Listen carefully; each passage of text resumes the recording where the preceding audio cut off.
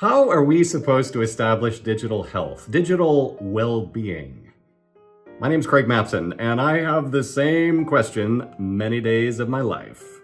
There are a lot of podcasts out there, a lot of blog posts, and a lot of books written to try to address that very tough question. But I'll tell you what, my recent book, Digital Overwhelm, answers the question differently than I think most people do. You see, most people address the question of digital balance by saying what you need to do is simplify, simplify, simplify. I like that advice. I try sometimes to follow it, but I don't always find that it's sufficiently flexible for the workplace. So let me tell you a little story that might explain what I mean, and then I'll share some of the wisdom that I learned from this story.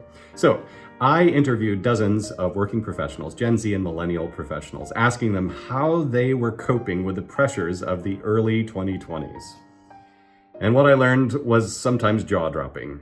But I remember one story in particular, a guy who was doing some PR work. It was a promotional event. You could tell that he was very good at this stuff. He could shake the hand well and work the room. And yeah, he just seemed like a compelling public communicator. He was enjoying it. There was a great vibe in the room. It was well attended. Everything looked like a success. And then he checked his phone. He had, as you do, an Instagram account with thousands and thousands of followers. And some trolls had gotten onto the account and were threatening to take him down if he didn't shut down the event. He didn't know what to do. The digital side of this event was maybe more important than the in-person side, which was currently giving him such a good vibe. But he was frightened, and he shut his account down. I think if I'd been standing next to him, I might have told him to do the same thing. But that crisis for that working professional it has some resonance with our everyday experience. Fortunately, most of us don't hit that exact predicament. We don't run into haters who gotta hate, but we do run into the weird overlap of our digital and our physical worlds. So what do you do when you feel like what's happening in your in real life space is confusingly related to what's happening in your online space? I learned 6 coping mechanisms from the professionals that I interviewed. And what I noticed was that each of these coping mechanisms had its own strength and its own weaknesses.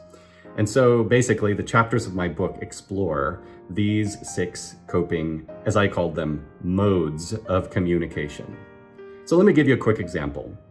I'm pretty good with email. That doesn't say much about me, but when I'm feeling overwhelmed, my hunch is that if we could just have an 800-word email that clarifies everything, we could all get on the same page. It's usually delusional, but it makes me feel better. The problem is it doesn't make necessarily my coworkers or my constituents or whoever I'm trying to deal with feel better. They're digitally overwhelmed differently, and maybe their preferred mode of coping with overwhelm is, let's have a conversation. Let's get on Zoom or Teams and let's talk this thing out. Other people are more like a less is more sort of thing. They prefer to just sort of text these spare messages with maybe one emoticon. Yeah, we all have our modes of dealing with overwhelm. The problem is that overwhelm is not just inside your head, and it's not just inside your chest, it's in the room. And so we can't just take care of our own overwhelm. We also have to, in a sense, tend the overwhelm of other people. It's a shared workplace experience. So my book recommends a framework that I call mode switching, and it helps you to establish digital health by cultivating communicational flexibility. So I encourage you to check out my book on Amazon or other online bookstores. And if you're feeling like that's a bit too much of a jump, look at my free newsletter, themodeswitch.com.